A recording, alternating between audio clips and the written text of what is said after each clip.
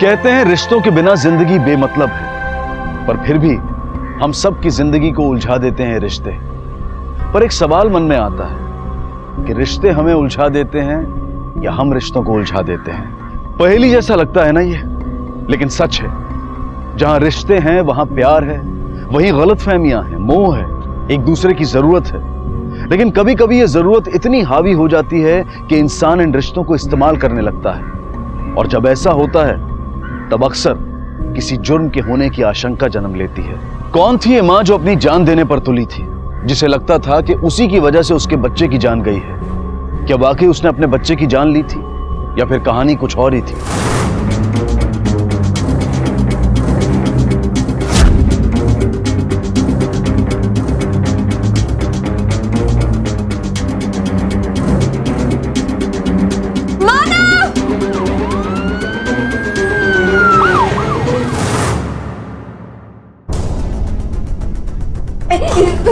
मेरे बच्चे को ढूंढिए प्लीज, बचा लीजिए मेरे बच्चे को। पता नहीं मेरा बच्चा कहाँ चला गया, प्लीज प्लीज मेरे बच्चे को बचा लीजिए।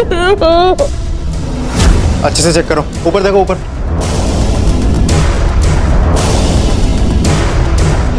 अच्छा ये बताइए कि आपके बच्चे ने पहना क्या हुआ? व्हाइट और ऑरेंज कलर का जंपसूट पहना था। मैंने पहना था उसे क्योंकि मेहनत नहीं आई थी ना। बेबी अच्छे से सो जाना। हाँ दीप्ति, हाँ चलो ना, देर हो रही है। हाँ बस हो गया बेबी, मम्मा पापा बस बाजू में। हाँ तुम चुपचाप अच्छे से सो जाना। दीप्ति चलो, सो गया वो। हाँ बस आ रही, बस हो गया।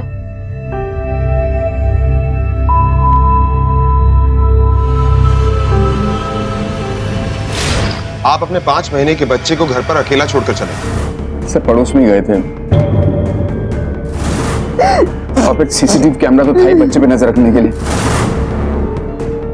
एक्चुअली हमारे नेबर ने हमें डिनर पर इनवाइट किया था, उनकी marriage anniversary. Thank you thank you thank you.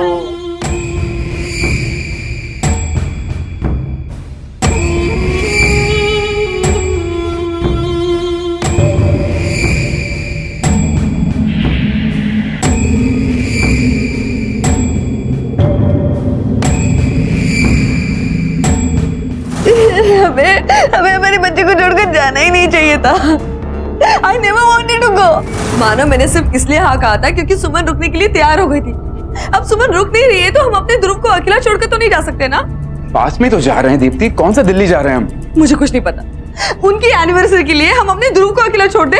नहीं यार, अब मुझे गिल्टी फील मत करवाओ यार। मैं भी बाप हूँ, फिक्र है मुझे उसकी। और समझती क्यों नहीं हो यार? टर्न बाय टर्न आके देखते रहेंगे हम। हमारे पास मोबाइल है, मोबाइल पे देख सकते हैं कैसा है वो। और बेडरूम में कैमरा क्यों लगवाया हमने, बताओ? मेरा मन नहीं मारा, मुझे नहीं जाना। Listen to me. तुम्हारा बाहर जाना बहुत ज्यादा जरूरी है। मैं चाहता हूँ कुछ समय तुम ध्रुव से अलग बिताओ। सो सॉरी, माफ कर दो प्लीज। सर, घर में फोर्स एंट्री हुई है, मेन डोर से नहीं लेकिन बैक डोर से। और बेबी कॉट पर जो सीसीटीवी कैमरा लगा हुआ है वही वाईफाई से चलता है, किसी ने डिसेबल करके रखा है। और फैसिलिटी भी नहीं है रिकॉर्डिंग के, तो हमें फुटेज भी नहीं मिल सकता। आपने कैमरा लगवाया लेकिन रिकॉर्डिंग फैसिलिटी नहीं, क्यों? सर कभी सोचा ही नहीं कि जरूरत पड़ेगी। और मोबाइल पे हम देख सकते हैं कि बच्चा सेफ है कि नहीं।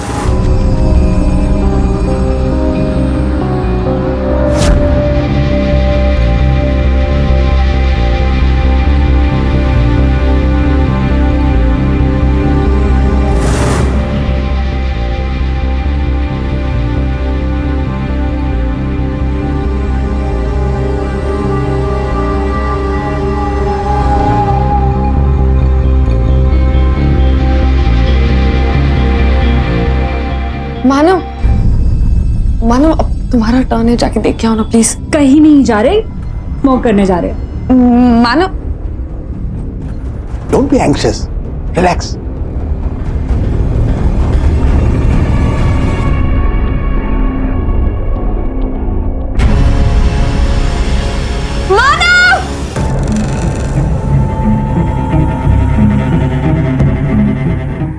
ये कनेक्शन किसने निकाला? वाईफाई किसने निकाला है?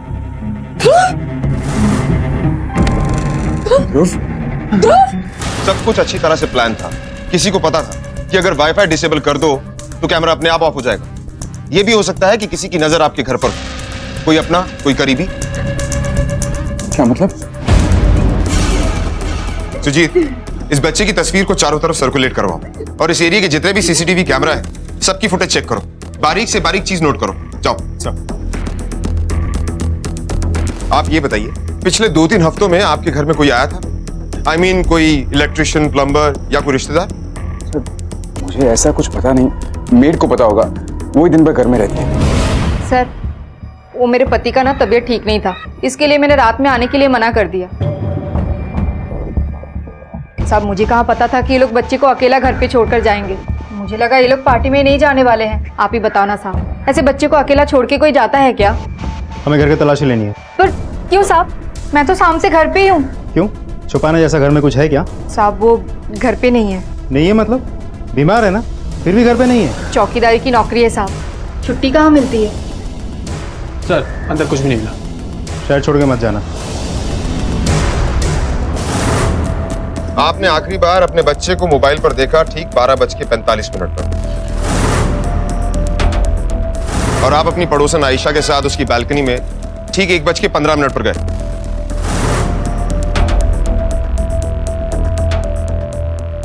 आपने कोई अजीब सी बात नोट की?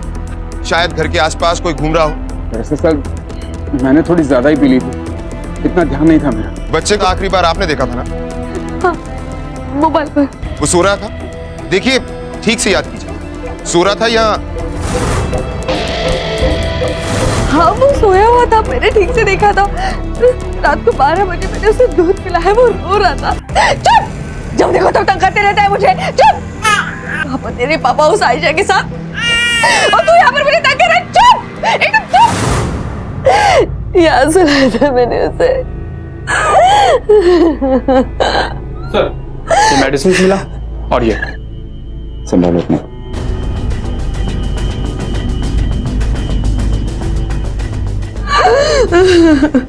ये दवा आपकी है?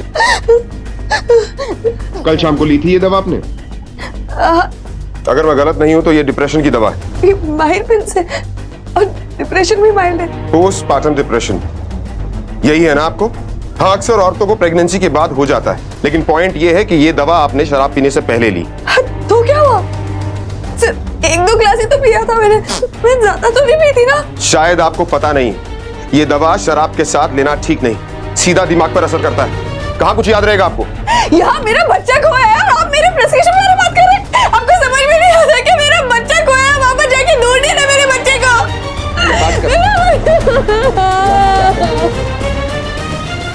हाँ, वो डिनर पे आए थे, हमने ही उन्हें इनवाइट किया था, लेकिन हमें भी अजीब लग रहा था कि वो अपना बच्चा घर ही छोड़कर आ गए। इनफैक्ट हमने भी पूछा नहीं। दरअसल हम दोनों को बच्चे अच्छे नहीं लगते। मानव ने हमें बताया कि वो आपके साथ स्मोकिंग के लिए बाहर गया, लगभग ठीक उसी समय जब बच्चा गायब हो।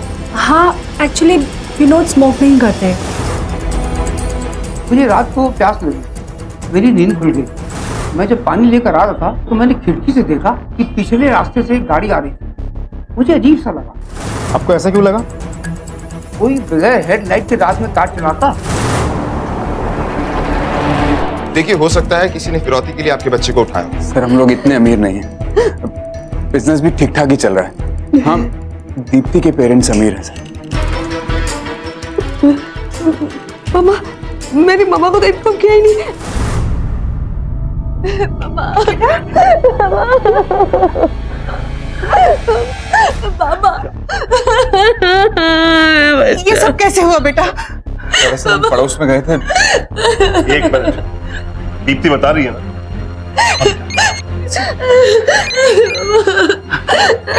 हेलो हेलो दीप्ति, आपकी किसी से कोई दुश्मनी? नहीं सर। सी देखिए, हो सकता है कि आपकी दुश्मनी के चलते किसी ने आपके नवासी को किडनैप कर लिया। अच्छा, ये बताइए कि आप अपने दामाद को जरा सा भी पसंद नहीं करते, राइट? जी हाँ, मैं अपने दामाद को पसंद नहीं करता हूँ, वो मेरी बेटी के लायक ही नहीं है। और आपका नवासा? ये कैसा सवाल है? भले ही वो मानव का खून है, लेकिन he is my first grandson. मैं उसके लिए कुछ भी कर सकता हूँ। I love him very much. थोड़ी देर आराम कर ले बेटा।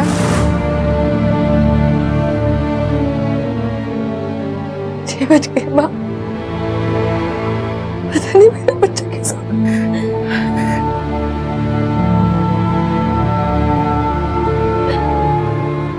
ले बेटा दवा खा ले, थोड़ा आराम मिलेगा।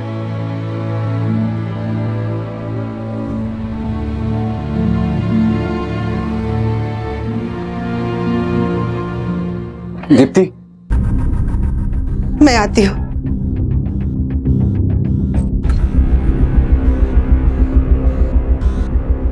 दीप्ति, मैं जानता हूँ कि इस वक्त तुम्हारे ऊपर क्या गुजर रही है। सब तुम्हारी वजह से हुआ है, सब तुम्हारी वजह से हुआ है। बहुत शौक था ना तुम्हें उस आयशा के घर जाने का, उसके घर पार्टी करने का। देखो क्या हो गया, हमारा बच्चा खो गया, हमने हमारा बच्चा खो दिया। सब तुम्हारी वजह से हुआ। क्यों किया ऐसा तुमने? मेरी गलती, मुझे नहीं जाना चाहिए था मेरे बच्चे को छोड़ के।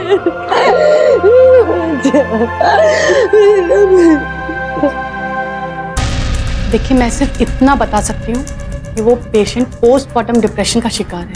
माइंड नहीं, एक्यूट। किस हद तक? वो कभी भी वायलेंट हो जाता है। थैंक्स। एक बात बताइए, हाँ जी।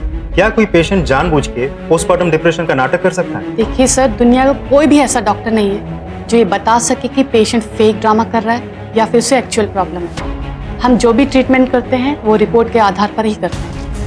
Okay, thank you. पिछले 3-4 महीने से सर वो टेंशन में थे, लोन भी अरेंज कर रहे थे।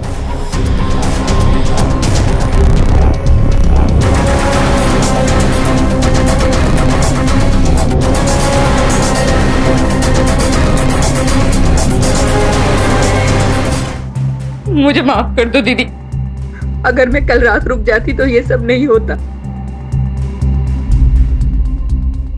ज्यादा बकबक मत कर, जाकर अंदर काम कर। जी।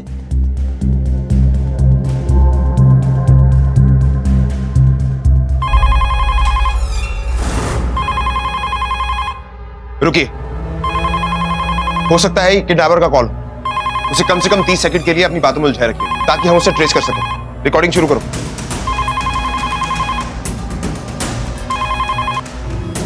हेलो हेलो हेलो, कौन?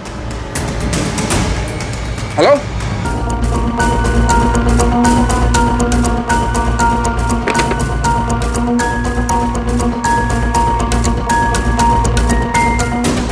सुमन, इधर आओ।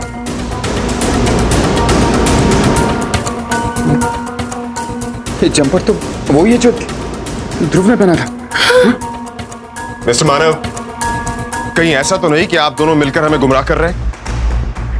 शायद 12 बजे जब मैं घर आई थी तब मैंने बदल दिया हो। मुझे आजकल कुछ ठीक से याद ही नहीं रहता। पता नहीं मैंने उससे क्या पहना था, मुझे कुछ याद ही नहीं आ रहा। माना, देखिए प्लीज आप अपने दिमाग पर जोर डालिए, प्लीज याद कीजिए। हो सकता है कोई ड्रेस मिसिंग हो।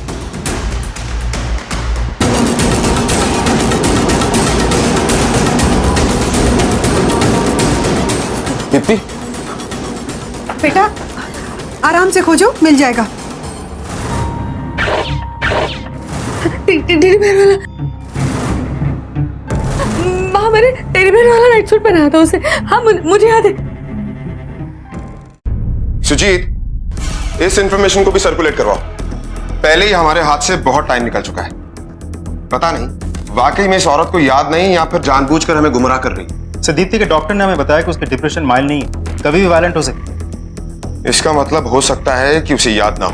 एक तो डिप्रेशन की दवा और ऊपर से शराब, कहाँ कुछ याद रहता है। अच्छा, वो मानव के बारे में कुछ पता चला? सर, उसके बिजनेस डूबने के कगार पर है, बहुत बुरी हालत है। उसने अपने लैपटॉप से पोस्टमार्टम डिप्रेशन के बारे में काफी जानकारी हासिल की है सर। यहाँ तक कि एक माँ कैसे अपनी बच्ची को मार सकती है उसे ये तक पता था। ये मानव जरूर हमसे कुछ छुपा रहा है। सुजीत, हो सकता है पैसे के लिए इसी ने अपने बच्चे को खुद ही किडनैप करवाया और इसकी बीवी भी इसके साथ शामिल है। लेकिन सर, फिरौती के लिए अभी तक एक भी कॉल नहीं है। और अगर ये प्लान उन दोनों में से किसी का भी होता, पहले से ही कैसे पता होता कि नौकरानी छुट्टी लेने वाली है? सर, कहीं ऐसा तो नहीं कि नौकरानी भी पूरे प्लान में शामिल है? सर, हम नजर रखे हुए हैं उस पर। सुजीत, ये भी तो हो सकता है कि दीप्ति ने डिप्रेशन में अपने ही बच्चे को मार दिया और मानव उसे बचाने की कोशिश कर रहा है।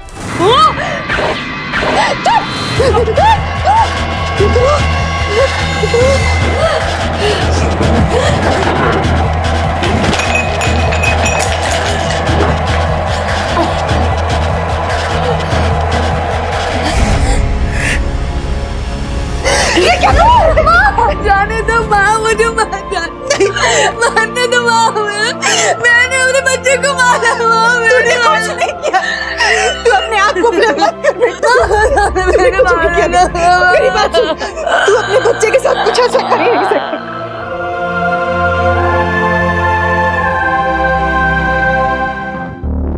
आपका बिजनेस डूब रहा है और आपको लोन भी नहीं मिला। कहीं ऐसा तो नहीं कि पैसे के लिए आपने अपने ही बच्चे को किडनैप कर लिया? कैसी बातें कर रहे हैं सर आप? मेरा बच्चा गायब हुआ है और आप मुझे पे इल्जाम लगा रहे हैं। आप नहीं तो आपकी वाइफ, क्या वो ऐसा कर सकती हैं? जी नहीं, कभी भी नहीं। पोस्टमार्टम डिप्रेशन, काफी रिसर्च की है आपने इस पर। हमें आपके लैपटॉप से पता चला। आप ये अच्छी तरह से जानते हैं कि ऐसे सीवियर डिप्रेशन में आपकी वाइफ किसी भी हद तक जा सकती है, सुसाइड कमिट कर सकती है, यहां तक कि अपने बच्चे की जान ले सकती है। सर आप बात को कहां से कहां ले जा रहे हैं? अगर मेरी वाइफ डिप्रेस्ड है तो क्या ये नेचुरल नहीं है कि मैं उसके बारे में जानने की कोशिश करूंगा, कुछ समझने की कोशिश करूंगा? और मुझे पूरी तरीके से पता है कि उसका डिप्रेशन वायलेंस की हद तक नहीं पहुंचा है। लेकिन आपने हमसे कुछ छुपाया है। उस रात आप अपनी पड़ोसन आशा के साथ थे, ये आपने छिपाया हमसे, लेकिन उसने हमें बता दिया। मुझे भी ठीक से याद नहीं है, लेकिन हाँ बस इतना याद है कि मानव सादा पास आने लगे तो मैंने उन्हें धक्का दे दिया। झूठ बोल रही है सर वो। पहल उसने की थी, मैंने तो उसे रोका था। क्या कर रही हो यार? मेरी वाइफ अंदर है, तुम्हारा हस्बैंड अंदर है। गोड़ू है। ये बात उस रात क्यों नहीं बताई आपने? कैसे बताता सर बीवी के सामने? एक तो मैं पहले से इतने नशे में था, मुझे यकीन नहीं हो रहा कि आयशा ने इतना बड़ा झूठ बोला कैसे। वो तो हम पता कर ही लेंगे कि कौन सत्यवादी। कहीं ऐसा तो नहीं कि तुमने ये सारी प्लानिंग आयशा के साथ मिलकर की हो? सर आप कुछ भी बोले जा रहे हैं। बहुत प्यार करता हूं मैं दीप्ति और अपने बच्चे से, उनकी जगह कोई नहीं ले सकता है। और फ्लर्ट आयशा कर रही थी, मैं नहीं। आप मानव को अंदर बुलाइए ना प्लीज। आप टेंशन मत लीजिए, वो यहीं पे। अच्छा आप हमें एक बात बताइए, जिस पड़ोसी के घर पे आप पार्टी में गई थी उसके साथ आपका रिश्ता कैसा है? आपके पति का अफेयर चल रहा था आयशा के साथ?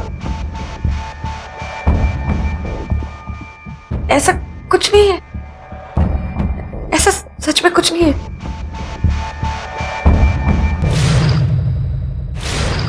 आपने हमें बताया था कि आपको माइल्ड डिप्रेशन है, लेकिन आपके डॉक्टर ने बताया कि आपको सीवियर डिप्रेशन। इस डिप्रेशन में आप कुछ भी कर सकती। कहीं ऐसा तो नहीं कि आपके हाथों कुछ हो गया हो? कहीं ऐसा तो नहीं कि आपके पति ने आपको बचाने के लिए हमें कहानी बनाकर सुनाई हो? मैंने कुछ नहीं किया। मेरी बात सुन, तू अपने बच्चे के साथ कुछ ऐसा कर ही नहीं सकती। मैंने कुछ नहीं किया, मैंने कुछ नहीं किया। मैं अपने बच्चे को बहुत प्यार करती हूँ, मैं उसे मार नहीं सकती। मैंने कुछ नहीं किया, मैंने कुछ नहीं किया। नहीं, मैंने कुछ नहीं किया। पोस्टमार्टम डिप्रेशन यानी कि बच्चे के जन्म के बाद उसकी मां को होने वाला डिप्रेशन। दीप्ति इसी दौर से गुजर रही थी। हमारे देश में इस डिप्रेशन के बारे में बहुत कम अवेयरनेस है। बच्चे को जन्म देने के बाद हर औरत इससे गुजरती है। कुछ में ये फेज बहुत छोटा होता है तो कुछ औरतों के लिए ये दौर बेहद मुश्किल होता है। इसी अवस्था में घर से बच्चा गायब हुआ था। पुलिस को शक था कि इस केस में पति या पत्नी या दोनों ही शामिल हैं। पोस्टमार्टम डिप्रेशन भी उन्हें एक झूठी कहानी ही लग रही थी। दिन गुजरते गए लेकिन बच्चे के मिलने के कोई आसार नजर नहीं आ रहे थे और ना ही बच्चे के माता पिता का इस केस में शामिल होने का कोई सबूत मिला था। और सबसे अचरज की बात तो यह थी कि फिरौती के लिए अब तक किसी का फोन नहीं आया था। पुलिस को लगा कि अब यहां कुछ मिलने की उम्मीद नहीं है। उनकी मानव के घर पर से नजर हटी और वही हुआ जिसकी पुलिस राह देख रही थी। बेटा थोड़ा सा तो खा लो, नहीं तो तबीयत खराब हो जाएगी तुम्हारी। इतनी खाली पेट दवाई कैसे लोगे? थोड़ा खा लो ना प्लीज। आपको मेरी बेटी की अगर इतनी फिक्र होती तो रात पार्टी पे अपने साथ क्यों लेकर गए थे आप? देखिए आप हम दोनों के बीच में नहीं बोलेंगे तो एहसान होगा आपका। मैं भी जानता हूँ, ये भी जानती हैं आप कितना हेट करते हैं मुझे। अगर मेरा बस चलता ना तो ये शादी में कभी होने ही नहीं देता। और एक बात बताइए, आज तक आपने मेरी बेटी को दिया क्या? हाँ? सिर्फ लेना है आपको, लेना। ऐसी कौन सी सोने की ईंटें दे दी आपने अपनी बेटी को? और कौन सा बाप अपनी बेटी की रस्सी में हेल्प नहीं करता बताइए? चुप करिए आप, मेरी बेटी की हालत खराब है और इस समय ये सब बातें। अरे दीप्ति बेटा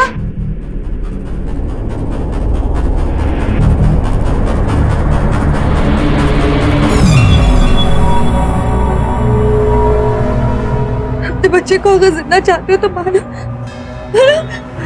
पुलिस को खबर मत करना और 3 करोड़ रुपए लेकर तैयार रखना। कब और कहाँ देना है जल्दी बताऊंगा। हमें पुलिस को इन्फॉर्म कर देना चाहिए। नहीं पापा, नहीं, हम पुलिस को नहीं बताएंगे। अगर पुलिस को पता चलेगा तो मेरे बच्चे को मार देंगे। नहीं, हम पुलिस को नहीं बताएंगे। अब आप प्लीज पैसों का इंतजाम कीजिए ना प्लीज पापा। हाँ बेटा, पैसों के बारे में बिल्कुल फिक्र मत, तुम मुझ पर छोड़ दो।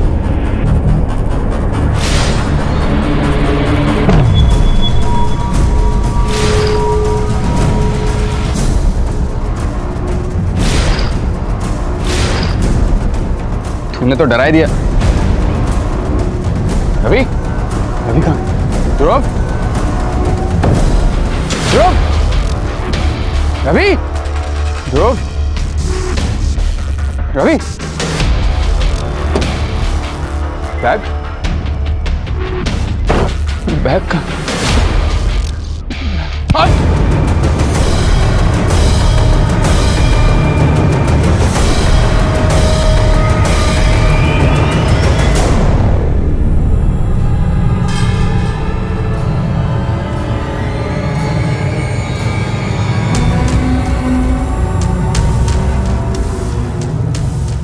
क्या कर दिया मैंने?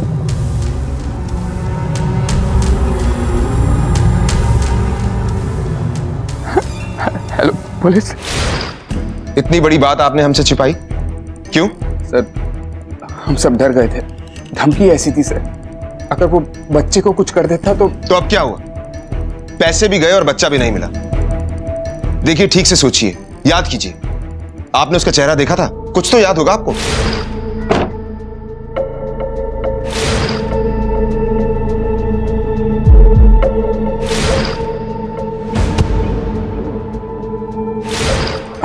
कुछ याद नहीं सर। ठीक है, फिलहाल हम जा रहे हैं। अगर आपको कुछ भी याद आए तो प्लीज हमें इन्फॉर्म कीजिएगा। चलो। सुजीत, मानव अपनी गाड़ी से निकला, दूसरी गाड़ी की तरफ बढ़ा, लेकिन अपने पैसों का बैग वो अपनी ही गाड़ी में छोड़कर गया। क्यों? बिना पैसे दिए तो उसे बच्चा मिलने वाला था नहीं। सर कहीं ऐसा तो नहीं कि मानव को पहले से ही पता था कि दूसरी गाड़ी में कौन बैठा है? उसको लगा होगा प्लान के मुताबिक पैसे मिलते ही बच्चा वापस मिल जाएगा, लेकिन उस आदमी ने एंड मोमेंट पर उसे धोखा दिया। मानव की हर बात में मुझे झूठ की बू आती है। ये जरूर इस केस में इन्वॉल्व है। इसके फोन रिकॉर्ड्स निकलवाओ, अच्छी तरह से चेक करो। अगर उसमें कुछ ना मिले तो मुझे शक है कि इस किडनैपिंग को अंजाम देने के लिए इसने किसी दूसरे नंबर का इस्तेमाल किया है।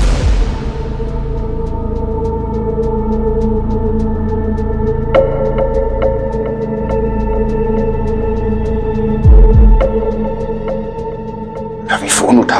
रवि,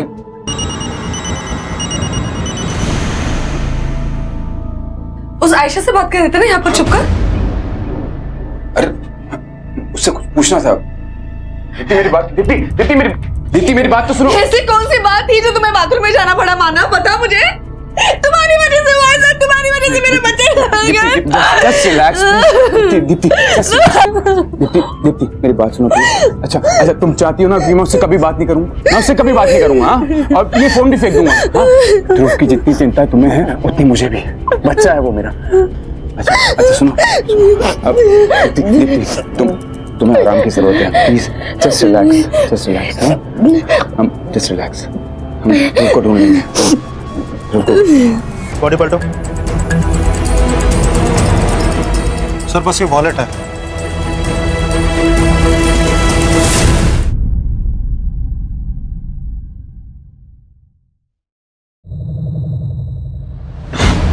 रवि, ये मर गया तो फिर ध्रुव का क्या होगा? क्या करूं? बस सर ये पोस्टमार्टम रिपोर्ट। खून कल रात को हुआ है 9 से 10 बजे के बीच। गला काट के खून किया गया है सर। हमने खबरियों को काम पे लगा दिया, फोटो भी सर्कुलेट कर दिया बॉडी का आइडेंटिफिकेशन के लिए। सर मानव आया मिलने के लिए, बुलाओ उसे। Okay sir. सर ये फोटो देखिए सर, ये वही आदमी है जिसने उस दिन मेरे सर पर वार किया था सर। लेकिन उस दिन तो तुमने कहा था कि तुम्हें इसका चेहरा याद नहीं। हाँ सर उस दिन मेरे सर पे चोट लगी थी, एकदम शॉक में था, सब कुछ धुंधला सा दिख रहा था। लेकिन आज जब मैंने इसकी फोटो अखबार में देखी तो फिर मैंने अपने दिमाग पे जोर डाला तो याद आया। सर यही था वो आदमी, मुझे पूरी तरीके से विश्वास है सर। और सर इसको मैंने अपने घर के आसपास भी देखा। Are you sure? Yes sir. Sujit, sir इनके घर के आसपास पूछताछ करो। हो सकता है किसी ने देखा हो, शायद दीप्ति ने देखा हो। Okay sir. अगर इस आदमी ने मेरे बच्चे का किडनैप किया है और अगर ये मर चुका है तो मेरा बच्चा कहाँ है? कहाँ है मेरा बच्चा? आप लोग नए नए सवाल लेकर आते हो, मेरे बच्चे को क्यों नहीं ढूंढते आप लोग? हाँ, आप लोग को समझ में नहीं आता कि 1 साल से नहीं ढूंढा है मेरा बच्चा। एक मिनट, आप शांत हो जाइए। हम आपके ही बच्चे को ढूंढ रहे हैं, इसीलिए हमें आपकी मदद चाहिए। अगर आपने इस आदमी को कहीं देखा है, कुछ बता सकते हैं, आप पहचान लें तो हम जल्द से जल्द इस तक पहुंच पाएंगे। So please cooperate. जरा सोचिए, घर के आसपास हो, दूर कहीं हो, या इस आदमी ने आपका पीछा किया हो। मैंने देखा ऐसे, पर कहा घर के आसपास ही देखा होगा ना, याद करने की कोशिश करो। घर के आसपास नहीं देखा मैंने, पर कहीं तो देखा है मैंने इसे। सर, मानव के पड़ोसियों ने तो नहीं देखा था उस आदमी को, लेकिन उसकी पत्नी ने देखा था। कहाँ देखा था? ये उसी आदमी। सर, ये पति पत्नी मिलके में गोल गोल घुमा तो नहीं रहे। मुझे तो लगता है अखबार में कोई न्यूज पढ़ी होगी, एक फोटो देख ली और अपनी कहानी जोड़ दी। पत्नी नहीं, पति। ये मानव हमें गोल गोल घुमा रहा है। मुझे नहीं लगता कि दीप्ति इस केस में इन्वॉल्व है, डायरेक्टली तो बिल्कुल भी नहीं। सर, उस लाश को एक आदमी ने पहचान लिया, रवि कुमार नाम। रवि कुमार, देखते हैं।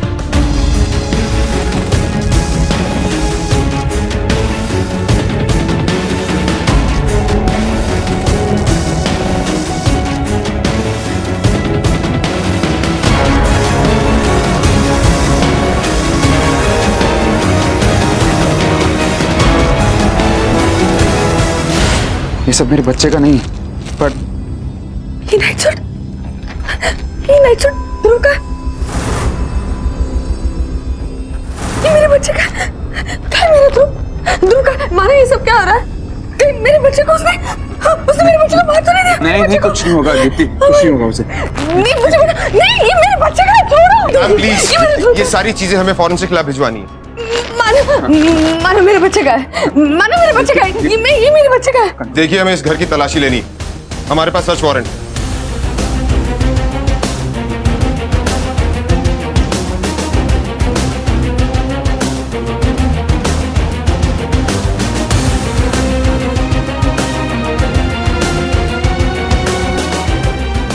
सर, अंदर कुछ नहीं मिला।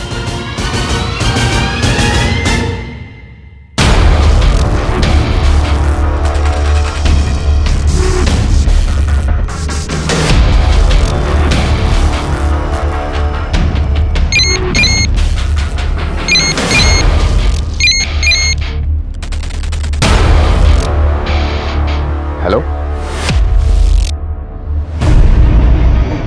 किडनैपर को तुम्हारा प्राइवेट नंबर कैसे मिला मानव? मुझे कैसे पता? तो मुझे ये बताओ कि ये प्राइवेट नंबर रखने की जरूरत क्या थी? पापा, वो पड़ोस की आयशा है ना, उसी के साथ बात करने के लिए लिया होगा। और क्या? कुछ भी बोली जा रही। समझ में ये नहीं आ रहा कि अगर ये नंबर सीक्रेट था तो किडनैपर को मिला कैसे?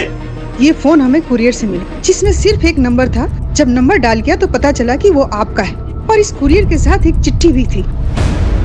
इस बार 5 करोड़ रुपए मांग रहे हैं। मुझे कैसे पता? आप सब लोग मुझ पे किसे पूछे, किसे ब्लेम करे? बता ना मानव। तुम ही जिम्मेदार हो, तुम हमेशा से नालायक रहे हो और रहोगे। देखिए, वो मेरा भी बेटा है, मैं ऐसे कैसे? सुनो मेरी बात सुनिए, चुप हो जाइए आप।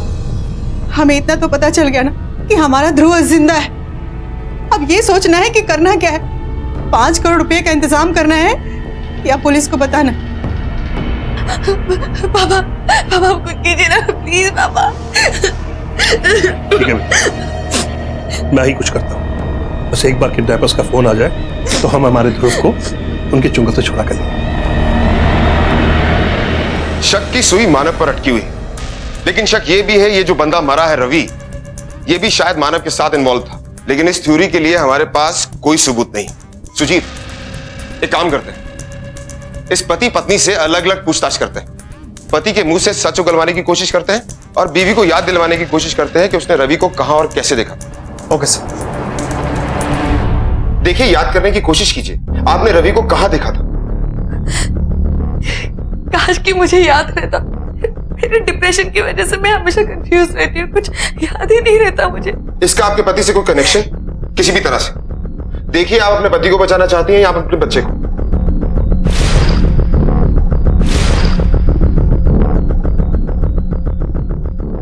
मैं जानती हूँ कि मेरे पति काफिर है। मैं जानती हूँ कि वो मुझसे प्यार नहीं करते। मेरे प्रेगनेंसी के बाद हमें दूरी आ गई थी और मेरी डिलीवरी के बाद मेरी डिप्रेशन की वजह से हम और दूर हो गए थे। इसलिए वो आयशा के पास जाने लगे, उसे चुप चुप कर फोन करने लगे। मैं जानती हूँ कि अब वो मुझसे प्यार नहीं करते, लेकिन ध्रुव में उनकी जान अटकी है। वो ध्रुव का कुछ नहीं होने देंगे। मेरा आयशा के साथ कोई अफेयर नहीं है। मैं अपनी बीवी दीप्ति और बच्चे ध्रुव को बहुत प्यार करता हूं। और जिस बच्चे से तुम इतना प्यार करते थे, अपने दोस्त रवि के साथ मिलकर उसका ही किडनैपिंग करवाया।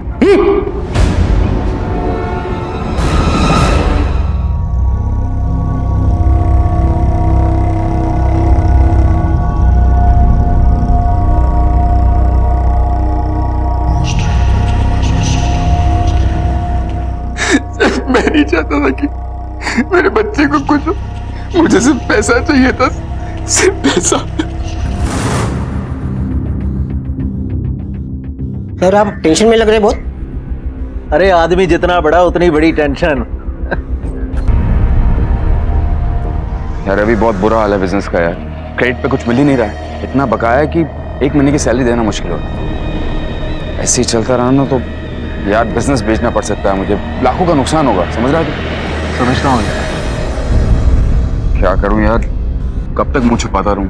अगर ये बिजनेस बंद हो गया ना तो मेरा ससुर है ना तमाशा देखेगा मेरा। लेकिन वो तो काफी मालदार है, उसे क्या कमी? नहीं यार, उसने पहले ही बहुत कुछ दे रखा उसने मुझे। घर उसका है, बिजनेस उसका है, और कुछ नहीं देगा मुझे। देख, अगर नहीं देता तो छीन ले। मेरे पास एक आइडिया है, अगर तुझ में हिम्मत है तो बताऊं। तेरा एक बच्चा है ना?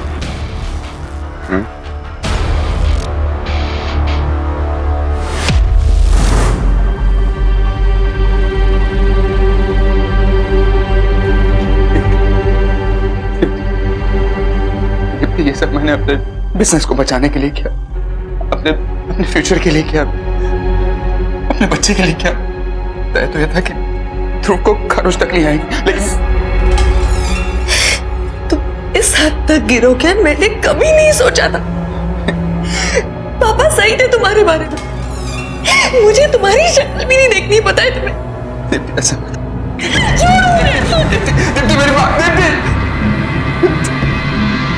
मानव का प्लान उल्टा पड़ गया। रवि ने उसे धोखा दिया, उसके पैसे लेकर भाग गया। फिर रवि का किसी ने खून कर दी, मतलब कोई और भी शामिल है इस प्लान। मास्टर प्लान उसी का लगता है। अगर बच्चा जिंदा है तो उसी के पास होगा, लेकिन वो है कौन? सर, एक बात बतानी थी आपको। कुरियर से एक फोन आया था और फिरौती की मांग भी की है।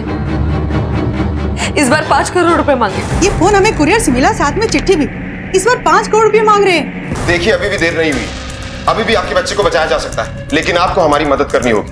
आपने जो इंफॉर्मेशन हमारे साथ शेयर की है वो आप किसी से शेयर नहीं करेंगे, अपने माता पिता से भी नहीं। ओके, सही।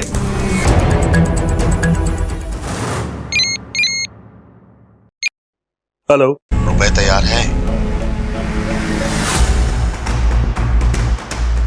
सर, मैंने हर जगह पूछताछ की है, किसी ने उस कुरियर वाले को नहीं देखा। ये रहे फोन रिकॉर्ड्स।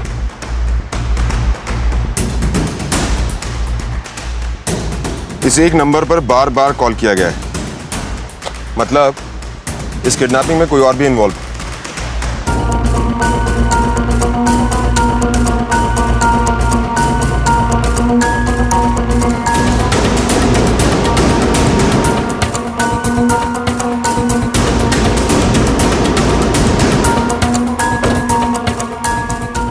सुजीत, पीछा करो।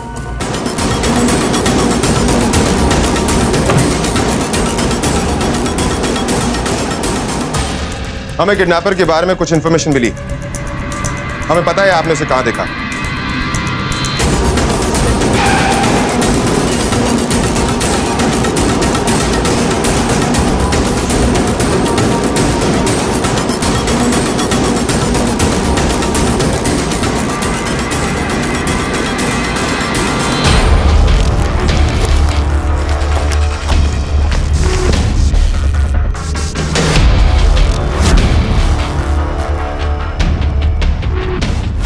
हम जान चुके हैं कि रवि कुमार कौन है। क्या हुआ? रवि का नाम सुनते ही आपके चेहरे का रंग क्यों उड़ गया?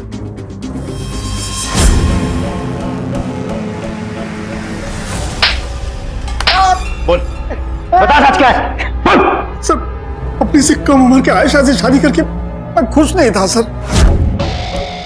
मुझे नहीं पता था कि ये शादी इतनी फ्रस्ट्रेटिंग हो सकती। वो हर एक से फ्लर्ट करती थी सर, मानव से, यहां तक कि मानव के ससुर से भी। यही बात से मैं और वीना करीब आए। बड़े अजीब लोग हैं ना, सोचते हैं कि रिश्ते सिर्फ जवानी से ही जुड़े होते हैं। आप जैसे मैच्योर वुमन को समझ पाने की ना इस इंसान में औकात ही नहीं। अब आप ही बताइए, रिश्ते क्या सिर्फ जिस्मानी होते हैं?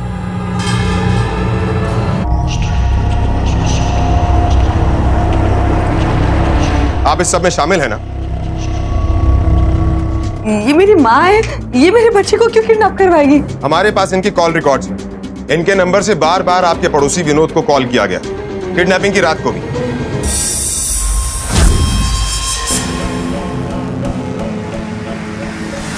क्या आपने ऐसा माँ? मेरा बच्चा कहाँ है? मेरा बच्चा कहाँ है माँ? ध्रुव, ध्रुव, ध्रुव, ध्रुव।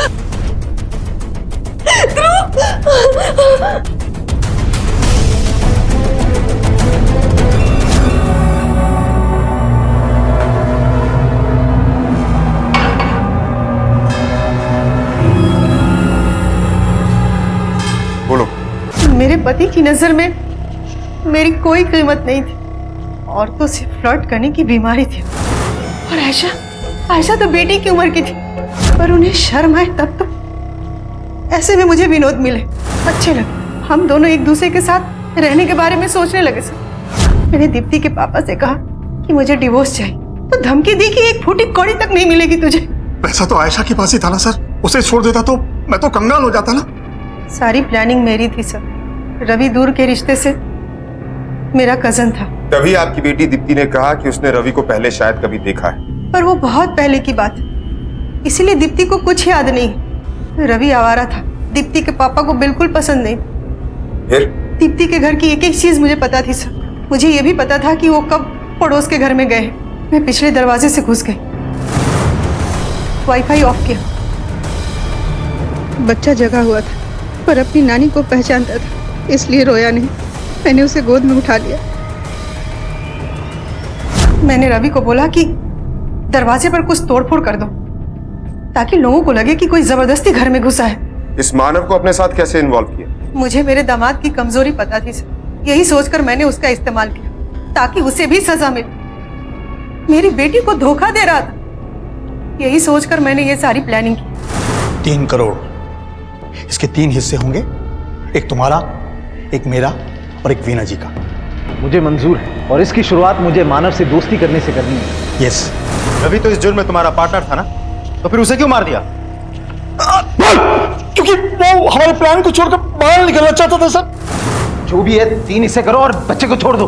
5 करोड़ मिलने के बाद इतनी आसानी से ये सौदा नहीं जाने देंगे। बहुत पैसा है आनंद के पास। जितना मिला उतना काफी है। तुम ऐसे बीच में प्लान छोड़कर नहीं भाग सकते। प्लान इतना ही था। तुम्हें पूरा प्लान बताया ही नहीं था। तुम्हें फोन करना ही होगा।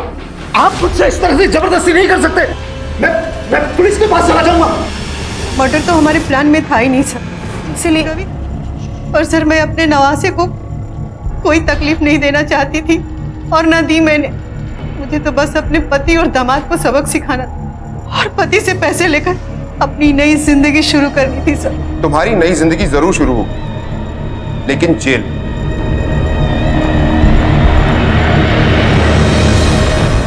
जिंदगी में आगे बढ़ने की ख्वाहिश, बहुत कुछ पाने की चाहत रखना बिल्कुल गलत नहीं है। हर इंसान गुजरे हुए कल से बेहतर आज चाहता है। हर कोई बेहतर जिंदगी, बेहतर लाइफस्टाइल चाहता है। अगर एक रिश्ता असफल हो जाए तो नए रिश्ते के साथ जिंदगी को शुरू करने में कुछ गलत नहीं, लेकिन अगर उस रिश्ते की बुनियाद जुर्म पर रखी जाए तो फिर वही होता है जो विनोद और वीना के साथ हुआ। दीप्ति जो वैसे ही डिप्रेशन में थी, उसके 2 सबसे करीबी अपनों ने उसे धोखा दिया था। वैसे तो कुछ हद तक हम सभी खुदगर्ज हैं, लेकिन ये बेहद जरूरी है कि हमारी खुदगर्जी इस हद तक कभी ना बढ़ पाए कि हम दूसरों को तबाह करने लगे, क्योंकि सच्चाई ये है कि दूसरों को तबाह करते करते हम खुद ही तबाह होते हैं। इंसान की जिंदगी में 3 चीजें अक्सर बहुत ही उलझी हुई होती हैं। उसका दिल, दिमाग और तकदीर। दिल कुछ चाहता है, दिमाग उसे पाने के रास्ते तलाश करता है, लेकिन होता वही है जो तकदीर को मंजूर होता है। ऐसी एक उलझी हुई कहानी हम आपको दिखाने जा रहे हैं, जो है दिल्ली की रहने वाली चित्रा मालविया की। उसने भी जिंदगी से वही खुशियां मांगी जो हम सब मांगते हैं, लेकिन तकदीर ने उसे वो दिया जिसकी उसने कभी कल्पना भी नहीं की थी। उसकी जिंदगी की एक कहानी पुलिस की एफआईआर बुक में एक केस के तौर पर दर्ज हुई और दिल्ली पुलिस के सामने आई अब तक की वो सबसे मुश्किल चुनौती बनी जिसका सामना शायद ही उन्होंने पहले कभी किया था।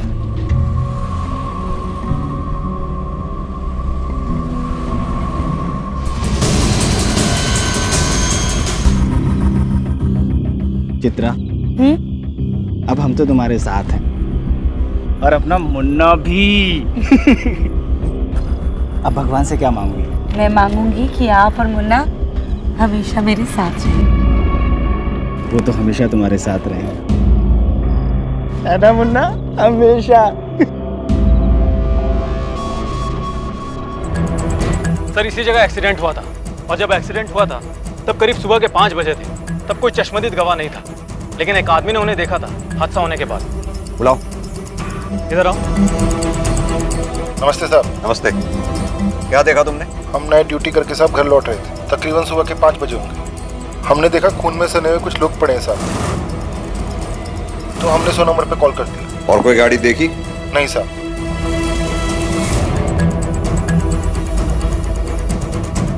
या तो ये लोग मंदिर जा रहे थे या मंदिर से आ रहे थे। जी सर। और एक बात, जैसा सब दिख रहा है ऐसा लगता है जैसे गाड़ी इस डायरेक्शन से आई होगी। यहाँ से आने के बाद गाड़ी ने इन लोगों को यहाँ टक्कर मारी।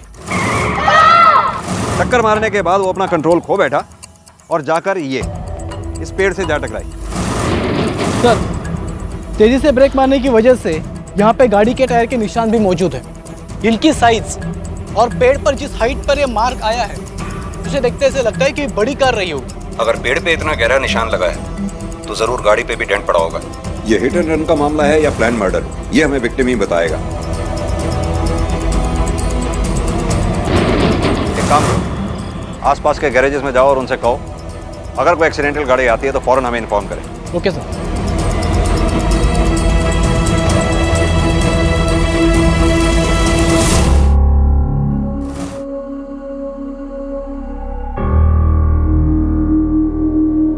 मेरा पति। अरे क्या कर रही हैं आप? आपको उठने की परमिशन नहीं है। बताइए ना, वो लोग ठीक है ना? हम आपके पति को नहीं बचा पाए।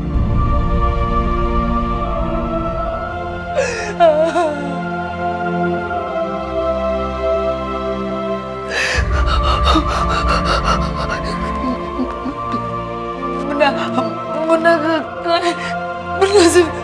मुन्ना से मिलना है।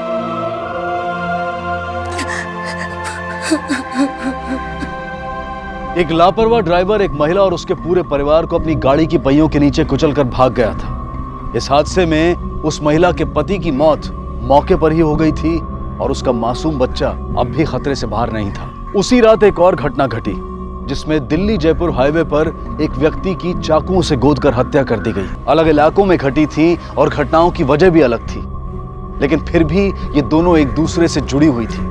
बहुत गहरा और करीबी रिश्ता था इनमें, जो आगे चलकर सामने आने वाला था।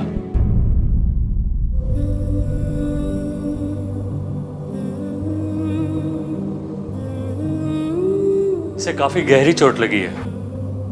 हमने इसे बचा तो लिया, लेकिन ये अब कभी देख नहीं पाएगा।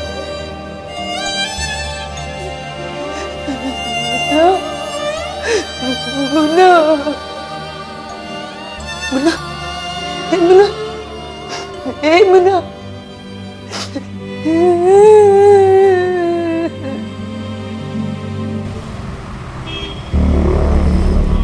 हम आपकी हालत समझ सकते हैं। वो क्या है, केस की तहकीकात करने के लिए हमारे लिए कुछ बातें जानना बहुत जरूरी होता है, जैसे गाड़ी किस रंग की थी, नंबर क्या था या कौन चला रहा था, कुछ भी जो आपने देखा हो। कुछ नहीं देख पाई,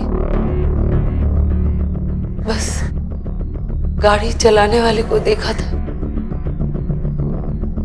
कौन था वो?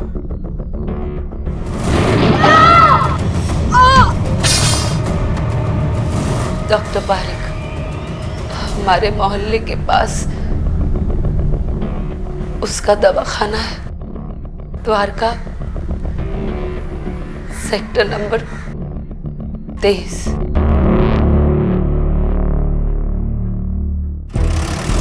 मुझे लग रहा है ये मामला सिर्फ एक्सीडेंट का नहीं, कुछ और भी है जो उससे जुड़ा हो सकता है। कोई खास वजह सर? हाँ, चित्रा का बयान। उसने कार का रजिस्ट्रेशन नंबर नहीं देखा, बात समझ में आती है, ऐसा हो सकता है, लेकिन सड़क पर गिरे होने के बावजूद इतनी बुरी कंडीशन में और वो भी अंधेरे में उसका ड्राइवर को देख लेना और पहचान लेना, बात समझ में नहीं आती। लेकिन सर वो झूठ क्यों बोलेगी?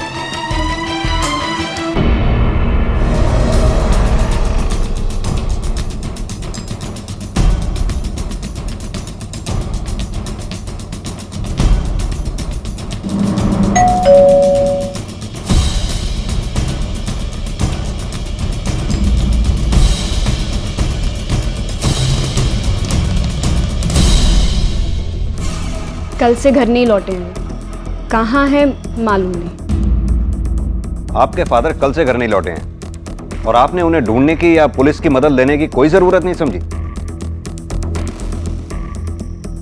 आपके फादर एक हिट एंड रन केस में सस्पेक्ट हैं। बेहतर होगा अगर कुछ जानती हैं तो वो बता दें।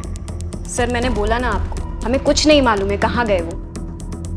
मैडम आपके हाथ में चोट कैसे लगी? ये सीढ़ियों से नीचे गिर गई थी। आपकी मदर कुछ बोलती नहीं है क्या? जी नहीं सर, वो हमेशा से कम ही बोलती। डॉक्टर साहब की गाड़ी कहाँ है? वो अपने साथ लेके गए। कौन सी गाड़ी है उनके पास?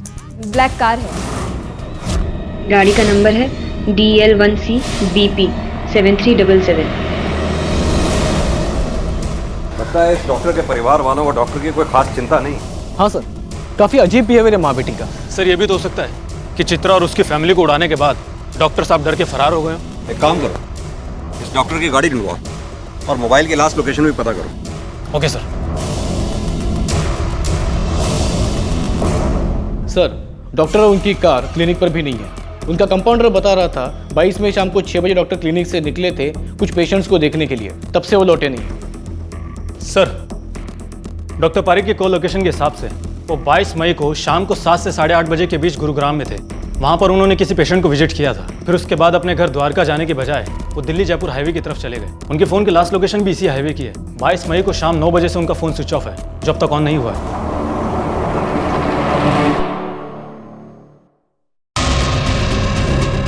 डॉक्टर पारिक दिल्ली से बाहर कहीं या फिर जयपुर जाने वाले थे? नहीं सर, हमें नहीं पता। मैडम हमें आपके हस्बैंड के एक हिट एंड रन केस में तलाश है और हमें ये बात भी अच्छी तरह से पता है कि वो घटना होने के करीब 8 घंटे पहले से खुद से लापता है। We need your cooperation. वो जिंदा है या मर गए?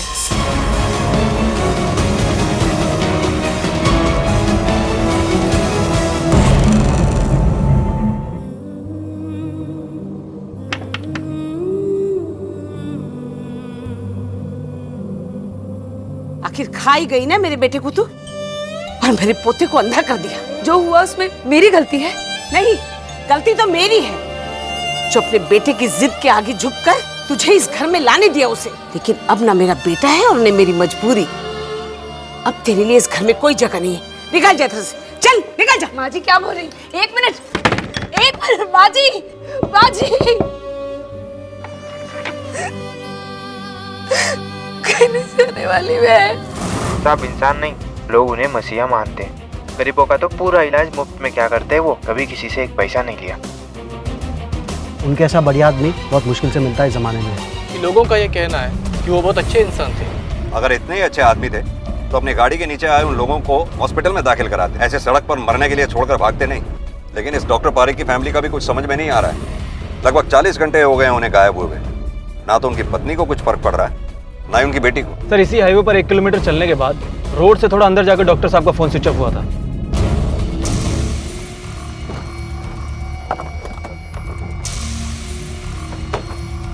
सर यही वो लोकेशन है जहाँ पर डॉक्टर पारिक का फ़ोन स्विच ऑफ हुआ था।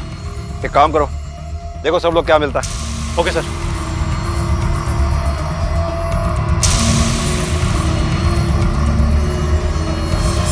सर यहाँ पर एक लाश है, देखिए।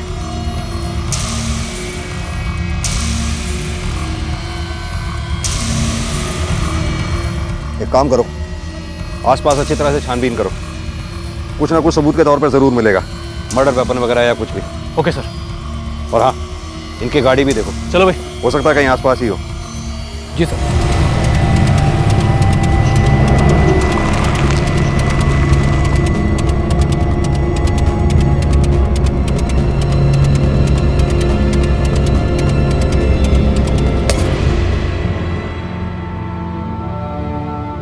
हाँ पंडित जी। हाँ नहीं, वो बेटे का श्राद्ध करना है ना, तो उसलिए मैंने। तू? ये मेरे पति का घर है और इसके पिता का। आप हमें यहाँ से नहीं निकाल सकती। और निकाल दिया तो क्या करोगी? हाँ, मुझे भी ऐसे ही मार दोगी जैसे रमेश को मार दिया? आप बार बार वही चीज क्यों दोहरा रही हैं? आपसे कितनी बार कहा है कि वो एक हादसा था, उसमें मेरी कोई गलती नहीं है। हटिए, हटिए। आप हमें नहीं निकाल सकती, हमारा घर है ये। सर, पोस्टमार्टम रिपोर्ट के हिसाब से इनकी मौत 22 मई को रात को 11 बजे के करीब हुई है। यानी क्लिनिक से निकलने वाली रात में? Yes sir.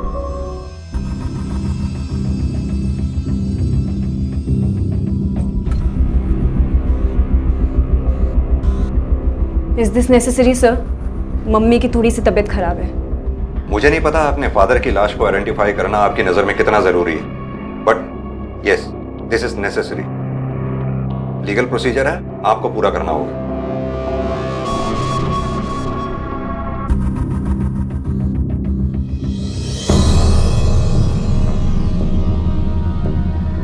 जी हाँ सर, यही है डॉक्टर मनोज पारेख।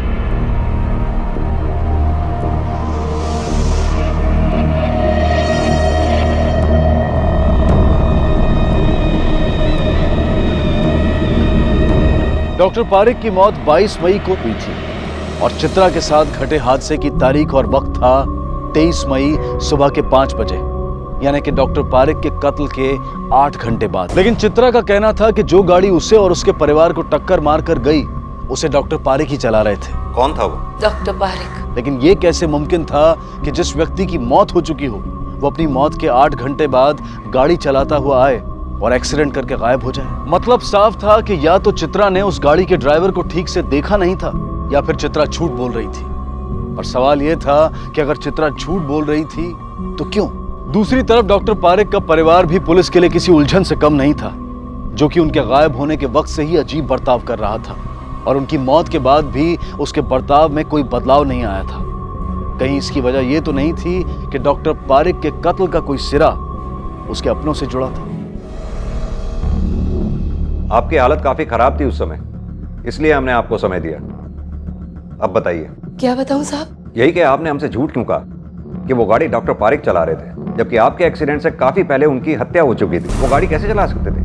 क्या बोल रहे हैं साहब? डॉक्टर पारेख की हत्या? जी साहब, मैंने आपसे कोई झूठ नहीं बोला। मैंने वही बताया जो मैंने देखा। मैं क्यों उनका झूठा नाम लूंगी साहब? उनका बहुत बड़ा एहसान है हम पे साहब। मेरे पति बहुत बीमार थे साहब, और हमारे पास इलाज कराने के पैसे भी नहीं थे।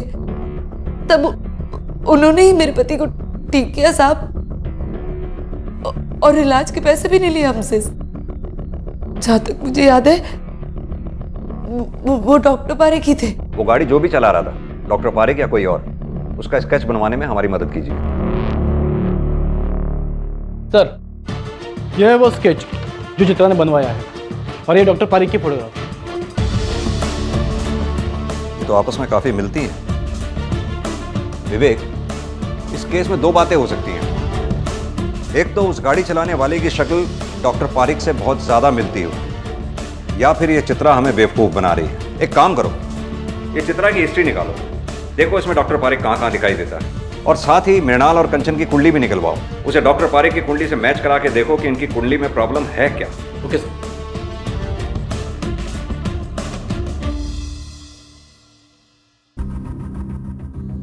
वो उनका अंतिम संस्कार करवाना होगा। हिलो मत, लग जाएगा। अच्छे से होना चाहिए सब कुछ, कोई कमी नहीं रहनी चाहिए। जो भी है आखिर है तो। मैंने कहा ना, हाथ मत हिलाओ, लग जाएगी आपको। मैं जानती हूँ तू ये सब क्यों कह रही है, पर अब तो वो इस दुनिया में भी नहीं है। मॉम, मुझे उनके बारे में कोई बात नहीं करनी है। वो भले ही आपके लिए और दुनिया वालों के लिए मर गए हों, लेकिन मेरे लिए वो अभी भी जिंदा हैं।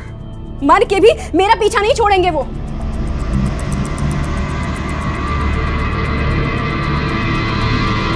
डॉक्टर पारिक की फैमिली के बारे में क्या और कितना जानते हो तुम? सर 2 लोग और हैं उनकी फैमिली में, एक उनकी बेटी, एक उनकी वाइफ, बस इतना ही जानता हूँ। डॉक्टर साहब अपनी फैमिली के बारे में ज़्यादा बात नहीं किया करते थे और ना ही वो लोग कभी यहाँ आते थे। कब से काम कर रहे हो डॉक्टर साहब के यहाँ? सर करीब 10 सालों से। तो तुम्हारे कहने का मतलब है पिछले 10 सालों से डॉक्टर साहब की फैमिली का कोई भी मेंबर क्लिनिक में नहीं आया? सर दरअसल उनकी वाइफ भी पहले डॉक्टर थी। डॉक्टर थी? मतलब डॉक्टर पारिक की वाइफ मिसेस पारिक डॉक्टर हैं? जी हाँ, वो पहले प्रैक्टिस भी किया करती थी लेकिन फिर छोड़ दी। क्यों? सर ये नहीं पता, लेकिन उनका खुद का भी कोई ट्रीटमेंट चल रहा है बहुत सालों से। सर लोग तो ये भी कहते हैं कि वो थोड़ी सी हिली हुई है, शायद इस वजह से प्रैक्टिस छोड़ दी हो। और उनकी बेटी? सर जहाँ तक मुझे पता है वो हिसाब से डॉक्टर साहब और उनकी बेटी के बीच में ज़्यादा नहीं बनती थी। पिछले 1 साल से उनकी बेटी अलग ही रहती थी। वो मैडम से मिलने रोज आती थी घर, लेकिन डॉक्टर साहब उनके सामने भी आ जाए तब भी वो उनसे बात नहीं करती थी।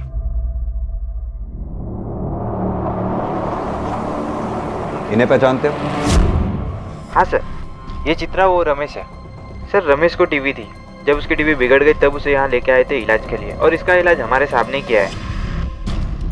ये मेरे पति का घर है, मुझे यहाँ से कोई नहीं निकाल सकता, समझे? एक कदम भी आगे बढ़ाए ना तो मैं खुद का गला रेत दूंगी, और मैं ना कभी फिर पूरी जिंदगी तुम लोग पुलिस स्टेशन के चक्कर काटते फिरना। निकलो ऐसे, निकलो! चलो चाची। निकाल! पागल हो गई, निकाल!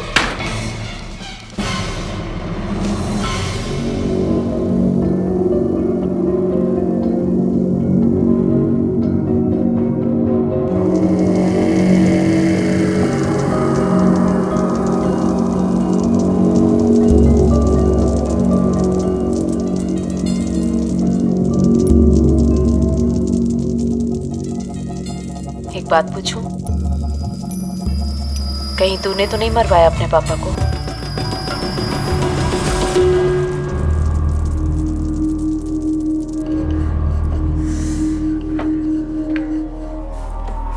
अरे अब जब यहाँ रहने ही लगी है तो अपने लिए रोटियां बना रही है ना, मेरे लिए भी 2 रोटी बना देना।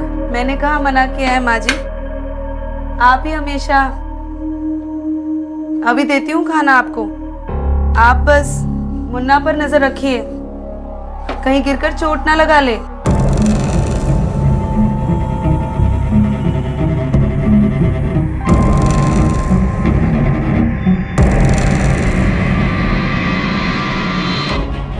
हमें पता चला है पिछले 1 साल से आप इस घर में नहीं रहती हैं, और घर छोड़ने की वजह थी आपके फादर।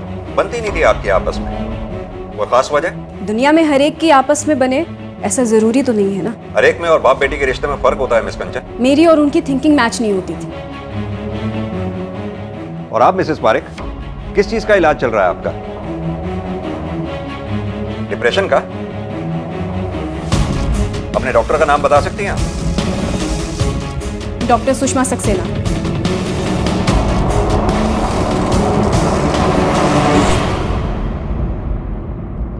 ये लीजिए। मुन्ना, मुन्ना कहाँ है? मुन्ना यहीं तो था।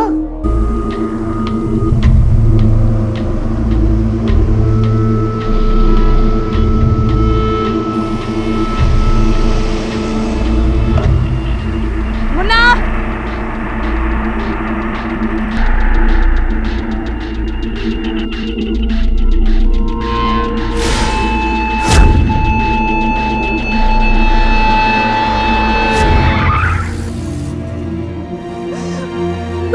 तू ठीक है ना? तू ठीक है ना? तुझे कुछ हुआ नहीं ना? मना किया था ना तुझे बाहर निकलने के लिए, फिर क्यों निकला? हाँ?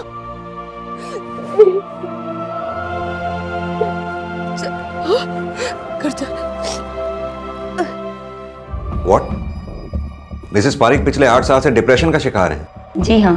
हमने मिसेस पारिक के लेफ्ट हैंड की कलाई पे पट्टी बंदी देखी थी। पूछने पर उनकी बेटी कंचन ने बताया कि वो सीढ़ियों से गिर गई थी, लेकिन जी नहीं, ऐसा कुछ नहीं हुआ था। अपनी कलाई मृणाल ने खुद काटी थी, और अपनी जान लेने के लिए ऐसा वो पहले भी कई बार कर चुकी है, वो भी अलग अलग तरीकों से। लेकिन क्यों? एक्चुअली इसकी शुरुआत तब हुई जब उसे अचानक से अपनी प्रैक्टिस छोड़नी पड़ी। प्रैक्टिस छोड़ने की कोई खास वजह? एक्चुअली शुरुआत में जब भी मैं उसकी बॉडी पर अलग अलग चोटों के निशान या जले हुए का निशान देखती और उससे पूछती तो हमेशा उसका एक ही जवाब होता कि मैं खुद ही खुद को चोट पहुंचा रही हूँ। कि बेटी और उसके हस्बैंड भी यही कहते थे, पर पता नहीं क्यों मुझे उनकी बातों पर विश्वास नहीं होता था। ऐसा लगता था कि सब लोग झूठ बोल रहे हैं, बात कुछ और है। डॉक्टर पारेख की पत्नी मृणाल सीवियर डिप्रेशन का शिकार थी और अपनी बेटी से भी उनकी कुछ खास नहीं बनती थी। पर क्या इस बात का डॉक्टर पारेख की हत्या से कोई संबंध था? चित्रा के साथ हुआ हादसा और डॉक्टर पारेख की हत्या, ये दोनों घटनाएं एक दूसरे से जुड़ी हुई दिखाई दे रही थीं, लेकिन ये जुड़ाव बहुत ही उलझाने वाला था। एक तरफ पुलिस को लग रहा था कि डॉक्टर पारेख की फैमिली जरूर कोई बात छुपा रही है, कोई ऐसी बात जिसका संबंध इस केस से हो सकता है। दूसरी उलझन थी चित्रा का वो बयान जिसमें वो रो रो कर ये कह रही थी कि जिस हादसे में उसने अपने पति को खोया था उसके जिम्मेदार डॉक्टर पारेख थे, जो कि उस दिन वो गाड़ी चला रहे थे। लेकिन ये नामुमकिन दिखाई दे रहा था क्योंकि पोस्टमार्टम की रिपोर्ट के अनुसार डॉक्टर पारेख की मौत चित्रा के साथ हुए हादसे से बहुत पहले हो चुकी थी। साथ ही डॉक्टर पारेख की कार भी अभी तक पुलिस को नहीं मिली थी। तो कोई तो एक कड़ी थी जो इन दोनों पहेलियों को एक दूसरे से जोड़ती थी, लेकिन अब तक मिसिंग थी। रमेश और चित्रा, उनके बीच के रिश्ते कैसे थे? बहुत प्यार करते थे दोनों एक दूसरे से। चित्रा तो बहुत ख्याल रखती थी रमेश भाई जी का। साहब जी, रमेश की माँ रमेश के ब्याह के खिलाफ थी, पर रमेश अड़ गया। रमेश तो फिर शादी करके ही माना। बेचारा रमेश पिस जाता था बुरी तरह। कभी कभी जब उसकी लिमिट क्रॉस हो जाती थी तो आ जाता था बैठ के पीने के लिए। साहब उसको घर की टेंशन बहुत थी। साहब जी, वो उसके जान के पीछे पड़ी रहती सी मेरे बेटे नू मार दिता। इतना ही नहीं साहब जी, ओनू अपने पौधे दे नाल भी प्यार दी सी।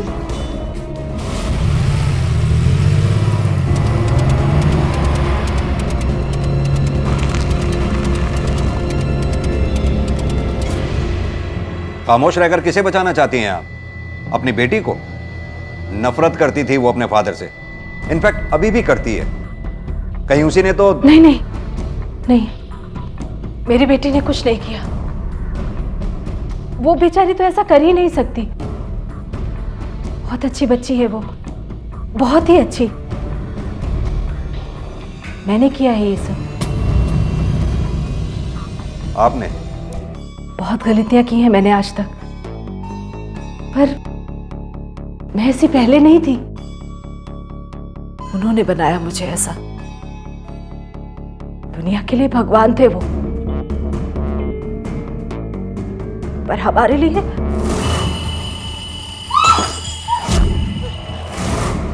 बस यही वो अकेली वजह थी जिसके चलते वो अलग अलग तरीकों से मुझे सजा देते थे किसी भी बात पर। मृणाल, शर्ट हो गया? हाँ। दो।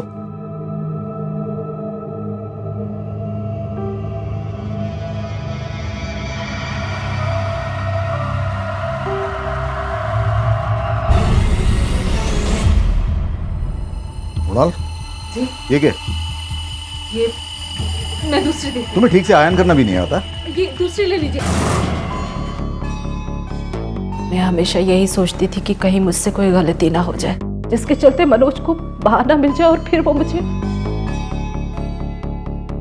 धीरे धीरे मैं कंफ्यूज्ड रहने लगी।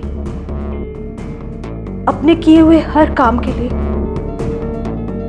अपने लिए हुए डिसीजन पर, अपनी किसी भी चीज पर यकीन नहीं रहा मुझे। लेकिन आप एक डॉक्टर थी Mrs Parekh, a highly educated woman. आपने आवाज क्यों नहीं उठाई इस टॉर्चर के खिलाफ? पुलिस की मदद क्यों नहीं ली आपने? अपनी बेटी के लिए, आखिर मुझे उसे भी बचाना था। उसके साथ भी पूरी उम्र गुजार दी साहब। कितनी माएं देखी, कितने बच्चे जने, मैं नहीं पहचान सकूंगी? 6 महीने से ज्यादा हो गया था मेरा बेटा टीबी के चलते अपनी बीवी से अलग सोता था। लेकिन एक दिन मैंने देखा कि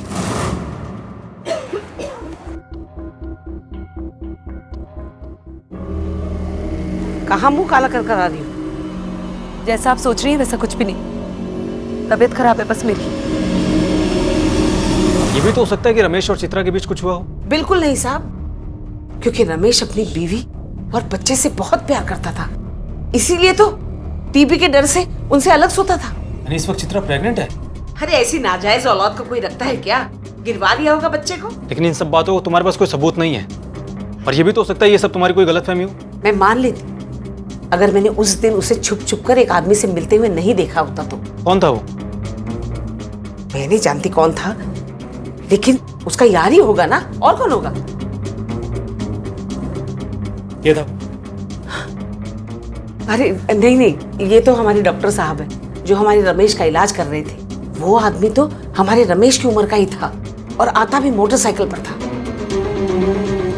मृणाल जी ने हमें सब बता दिया, लेकिन फिर भी हम तुम्हारे मुंह से सुनना चाहते हैं।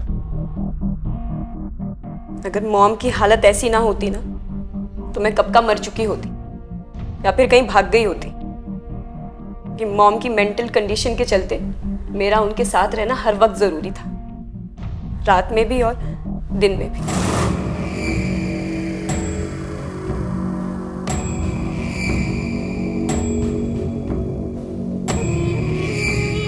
उसी दिन वो घर छोड़ दिया था मैंने। पाँव भी नहीं रखना चाहती थी वहां, इस डर से कि कहीं उससे सामना ना हो जाए। लेकिन फिर भी हर रोज जबरदस्ती खुद को खींच कर जाती थी वहां पे, मॉम के खातिर, उनका ख्याल रखने के लिए। जुर्म के इन दोनों मामलों की जांच में तरक्की हुई थी। पुलिस के पास अब डॉक्टर पारेख की पत्नी मृणाल और बेटी कंचन थी, जो सालों से डॉक्टर पारेख की यातनाएं सहती आई थी। बहुत मुमकिन था कि अपनी इस यातना भरी जिंदगी से निजात पाने के लिए दोनों ने या फिर दोनों में से किसी एक ने डॉक्टर पारेख का कत्ल किया हो या फिर करवाया हो। सर, कंचन और मिसेस पारेख के सेलफोन की कंप्लीट रिपोर्ट आ चुकी है। जिस वक्त डॉक्टर पारेख का मर्डर हुआ उस वक्त ये दोनों द्वारका में ही थी, क्राइम सीन से लगभग 60 किलोमीटर दूर। उन दोनों के कॉल रिकॉर्ड्स में भी कोई सस्पेक्टेड या नया नंबर नहीं है। जितने भी कॉल्स आए या गए हैं वो सभी के सभी कॉल्स या तो फैमिली के हैं या तो फिर फ्रेंड्स के। सर मुझे लगता है कि चित्रा की सास ने उससे अपनी नफरत और नाराजगी के चलते झूठी कहानी बनाई है। मुझे नहीं लगता कि चित्रा ऐसा कुछ कर सकती है, क्योंकि सबका यही कहना है कि चित्रा अपने पति रमेश से बहुत प्यार करती थी। जिन लोगों के बारे में तुम बात कर रहे हो वो उस डॉक्टर पारेख को भी देवता बता रहे थे, राइट? जब तक कातिल पकड़ा नहीं जाता हम किसी को भी क्लीन चिट नहीं दे सकते, मृणाल और कंचन को भी नहीं, क्योंकि मोबाइल के लोकेशन से सिर्फ ये पता चलता है कि मोबाइल उस वक्त कहाँ था, मालिक भी उस वक्त वहाँ था, ये जरूरी नहीं। ये मृणाल और कंचन पे भी नजर रखनी होगी। Yes sir. और चित्रा की सास ने जो कहानी बताई है हमें उसका भी पता लगाना होगा कि उसमें कितनी सच्चाई है। Yes sir.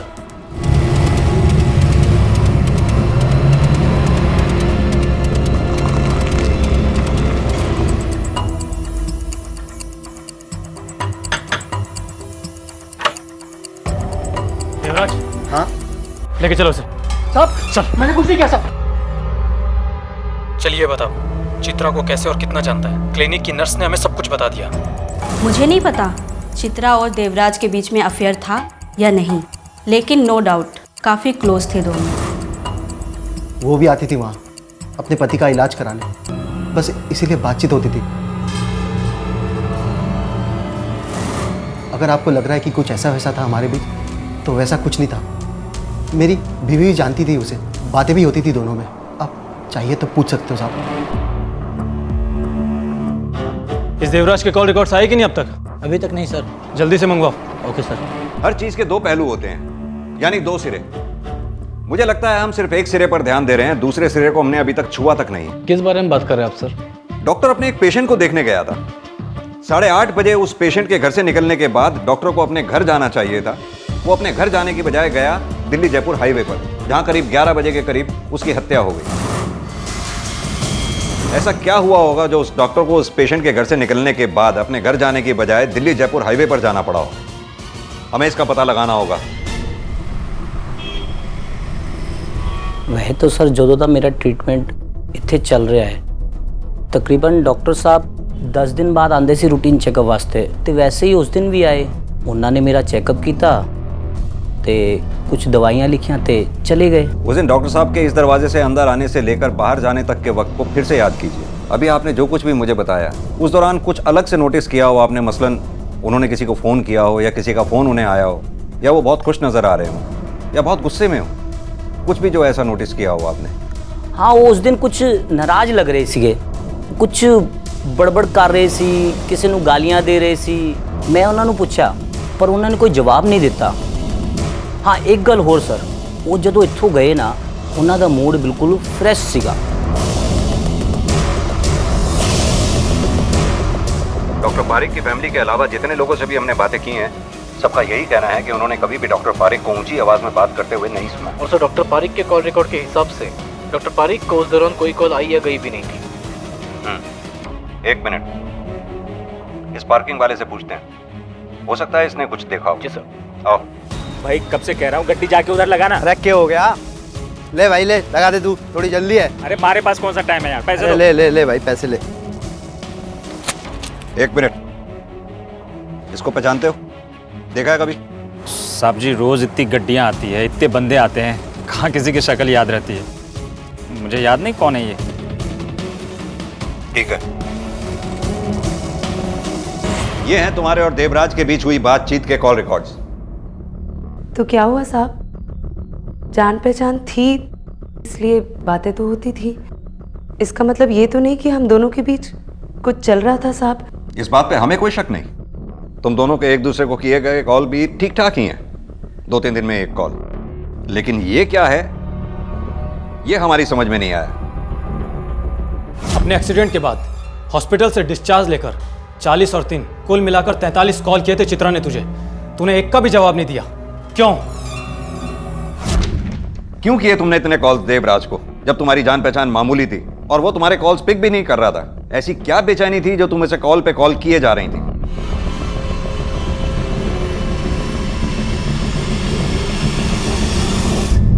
उस पेशेंट के घर के अंदर जाते समय डॉक्टर पारिक गुस्से में था और निकलते वक्त नॉर्मल। हालांकि इससे हमें कुछ हासिल नहीं होता।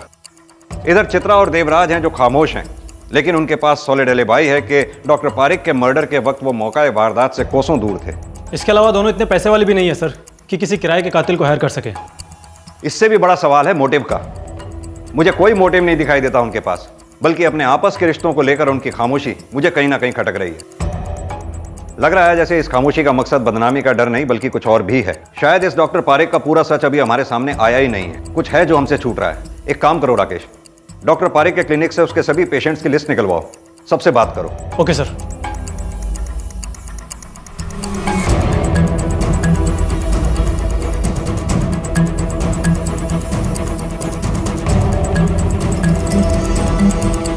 सर इस डॉक्टर पारिक ने तो अपने पास आने वाली किसी भी जवान औरत को नहीं छोड़ा। सभी गरीब तबके के लोग हैं, इसीलिए किसी ने आवाज़ भी नहीं उठाई। और सर इसके अलावा किसी को अपने बच्चे का इलाज करवाना था या किसी को अपनी माँ का, तो सबका वही हाल है। हाँ ये सच है, अपने इलाज के लिए एक भी पैसा बचा नहीं था मेरे पास। डॉक्टर पारिक ने मुझसे इलाज का पैसे ना लेने का वादा किया था, क्योंकि बदले में उसे कुछ और चाहिए था। और कोई रास्ता मेरे पास नहीं बचा था साहब।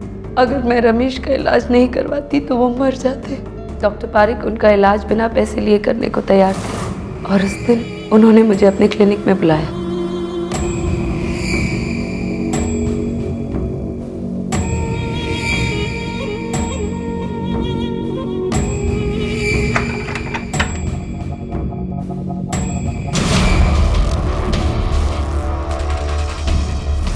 पूरी कीमत वसूली उसने मुझसे अपने मुफ्त इलाज की। एक बार अबॉर्शन भी करवाना पड़ा मुझे साहब। जब मेरी और चित्रा की दोस्ती हुई तब मुझे पता चला वो पारिक जो फ़ायदा मेरी बीवी की मजबूरी का उठा रहा है वही वो चित्रा के साथ भी कर रहा था। तो हम दोनों ने तय किया कि हम उसे जान से मार डालेंगे, लेकिन मेरी बीवी ने मुझे रोक लिया। देवराज पीछे हट गया। मेरी समझ में नहीं आ रहा था कि मैं क्या करूं, कैसे उस पारिक को सजा दूं। फिर अचानक उस दिन हमारा एक्सीडेंट हो गया।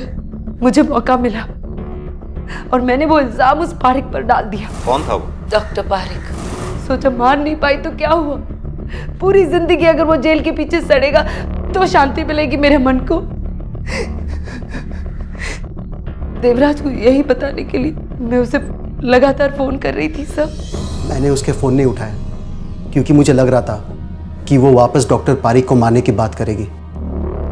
वो आदमी कौन था जिसने तुम्हारा एक्सीडेंट किया?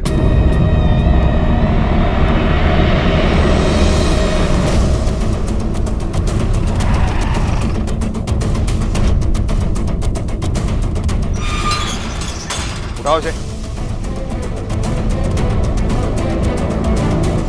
देखो जरा ये गाड़ी का मालिक कौन है, लेके आओ उसे।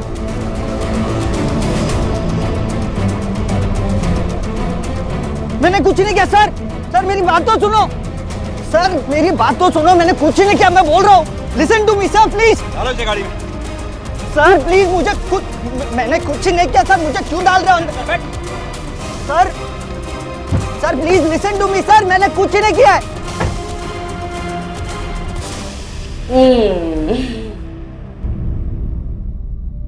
मुझे माफ कर देना बेटा।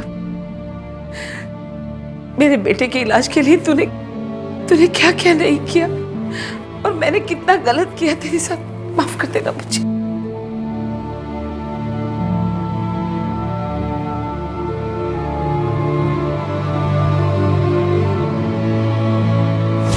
सर उस लड़के ने मान लिया है कि चित्रा उसकी फैमिली का एक्सीडेंट उसके कार से हुआ था। इसके बाद वो डर गया, उसे अंदाजा था कि पुलिस उसकी कार को ढूंढ रही होगी, इसलिए उसने कार को छुपा के रखा, कहीं बाहर नहीं निकाला। लेकिन सर उस लड़के का कोई भी कनेक्शन ना तो चित्रा उसकी फैमिली के साथ है, ना ही देवराज के साथ और ना ही डॉक्टर पारिक के साथ। सर डॉक्टर पारिक की कार का पता चल गया है, यहीं पासी के बहरामपुर गांव में है और कोई है जो उसे बेचने की कोशिश कर रहा है। चलो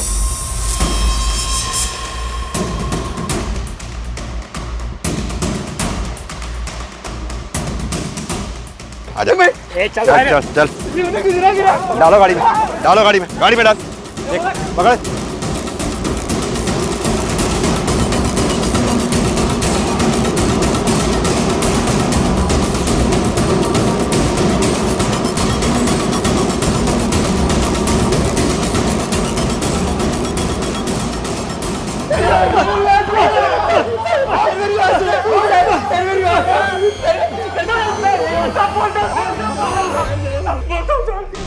बोल, सब सच सच बता। साहब उस रात मेरा मूड पहले से ही खराब था।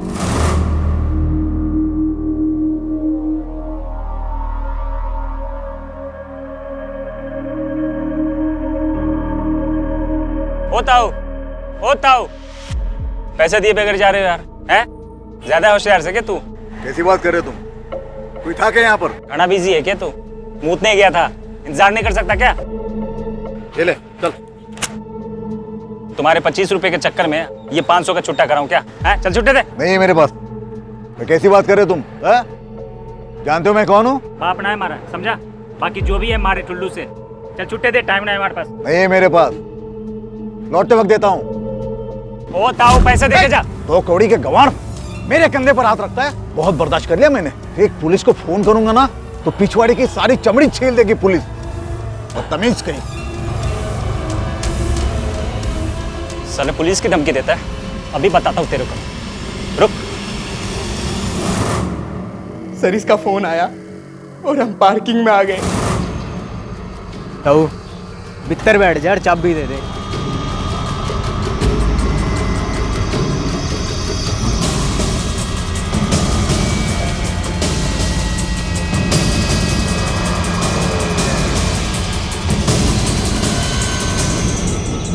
हमारे से पंगे लेगा तू? क्या बोल रहा था? पुलिस को बुलाएगा ना? हैं? जाना है? ये बेचूंगा।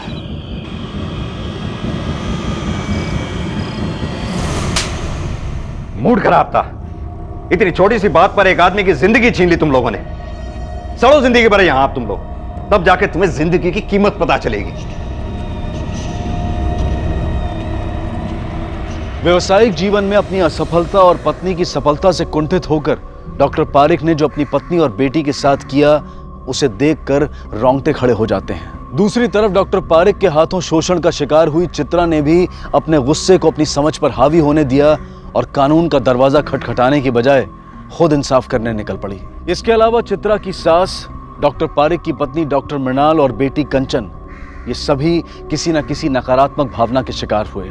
अगर चित्रा की सास ने उस पर शक करने की बजाय उसे समझकर उसका साथ दिया होता तो चित्रा ने डॉक्टर पारिक की गंदी नीयत के सामने अपने घुटने टेकने की बजाय जिंदगी से लड़ने और अपने पति को बचाने का कोई दूसरा रास्ता ढूंढा होता।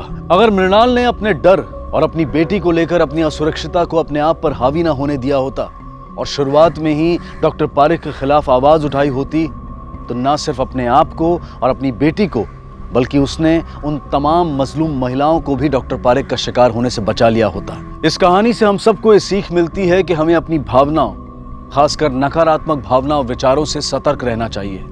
उनका गुलाम बनने की बजाय अपनी समझदारी से उन्हें काबू में रखना चाहिए। इसी विचार के साथ अब मैं अनूप सोनी आपसे विदा लेता हूं। फिर मुलाकात होगी अगले एपिसोड में एक और चौंका देने वाले केस के साथ। तब तक अपना और अपने परिवार का ख्याल रखें और देखते रहें क्राइम पेट्रोल डायल 100। सबक एक को सीख हम सबको। जय। क्राइम पेट्रोल के और भी दिलचस्प कहानी देखने के लिए हमारे चैनल को सब्सक्राइब करें और बेल आइकॉन दबाना न भूलें।